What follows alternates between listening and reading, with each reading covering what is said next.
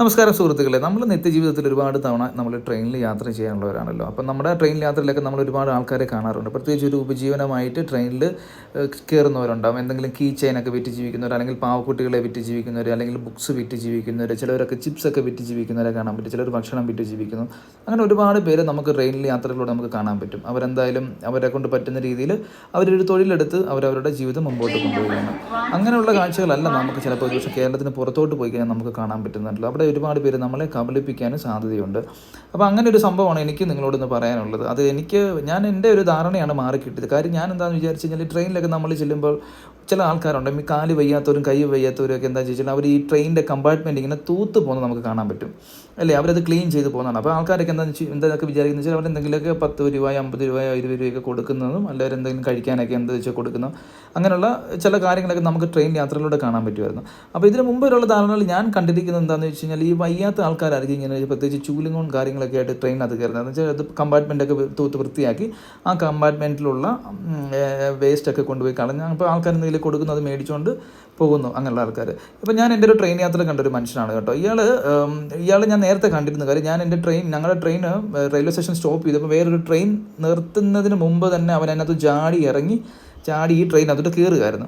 അപ്പോൾ ഞാൻ ആദ്യം വിചാരിച്ചപ്പം വേറെ ജോലിൻ്റെ എന്തെങ്കിലും കച്ചവടക്കാരനോ അങ്ങനെ എന്തെങ്കിലും ആയിരിക്കും എന്നുള്ള ധാരണ ഞാൻ ഇരിക്കുമായിരുന്നു. പക്ഷേ പിന്നെ ട്രെയിൻ അതിട്ട് കയറി കഴിഞ്ഞപ്പോൾ മനസ്സിലായത് പുള്ളിയുടെ പരിപാടി എന്താണെന്ന് വെച്ചാൽ പുള്ളി ഇതുപോലെ കമ്പാർട്ട്മെൻറ്റിന് അത് കയറി തൂക്കുകയാണ്. ഇങ്ങനെ ഒരുപാട് കമ്പാർട്ട്മെൻറ്റിൽ ഇങ്ങനെ തൂത്ത് പോകുന്നു. അപ്പോൾ ആൾക്കാർ എന്തെങ്കിലുമൊക്കെ 10-50 രൂപ കൊടുക്കുന്നു, ചിലർ പൈസ കൊടുക്കുന്നു, ചിലർ ഭക്ഷണ സാധനങ്ങളൊക്കെ ആയിട്ട് കൊടുക്കുന്നു. അപ്പം പുള്ളി ഇതിങ്ങനെ തൂത്ത് ഓരോ കമ്പാർട്ട്മെൻറ്റിൽ ഇങ്ങനെ തൂത്ത് പുള്ളി അങ്ങനെ പോയിക്കൊണ്ടിരിക്കുകയാണ്. തൂത്ത് സാധനങ്ങളെല്ലാം ഈ ഒരു സൈഡിൽ ഇങ്ങനെ കൂട്ടി വെച്ചിട്ട് പുള്ളി അടുത്ത കമ്പാർട്ട്മെൻറ്റിലേക്ക് പോകണം. അപ്പോൾ ഞാനും വിചാരിച്ചത് ഈ പുള്ളി ശരിക്കും കാലിന് വയ്യാത്ത ഒരാളായിരിക്കും എന്ന് വിചാരിച്ചു. എന്നാലും പുള്ളി ഒരു തൊഴിൽ ചെയ്ത് ജീവിക്കുകയാണെന്നുള്ള ധാരണയിൽ ഇരിക്കുമായിരുന്നു കേട്ടോ.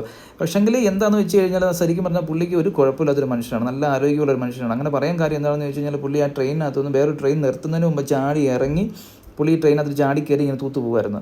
അപ്പോൾ എൻ്റെ അടുത്തൊരു യാത്രക്കാരൻ ഇരുന്നായിരുന്നു. പുള്ളി ഇയാൾക്ക് ഒരു 50 രൂപ കൊടുത്തായിരുന്നു. അപ്പോൾ ഞാൻ ചുമ്മാ സൗഹൃദ സംഭാഷണത്തിൽ ഞാൻ ആ പുള്ളിയോട് ചോദിച്ചു, നിങ്ങൾ എന്തിനാണ് പുള്ളിക്ക് പൈസ കൊടുത്തതെന്ന് ചോദിച്ചു. പുള്ളിക്കാരൻ പറഞ്ഞത് കാല് വയ്യാത്ത ഒരാളല്ലേ, പുള്ളി ഇങ്ങനെയൊക്കെ തൊഴിലെടുത്ത് ജീവിക്കുന്നുണ്ടല്ലോ എന്ന്.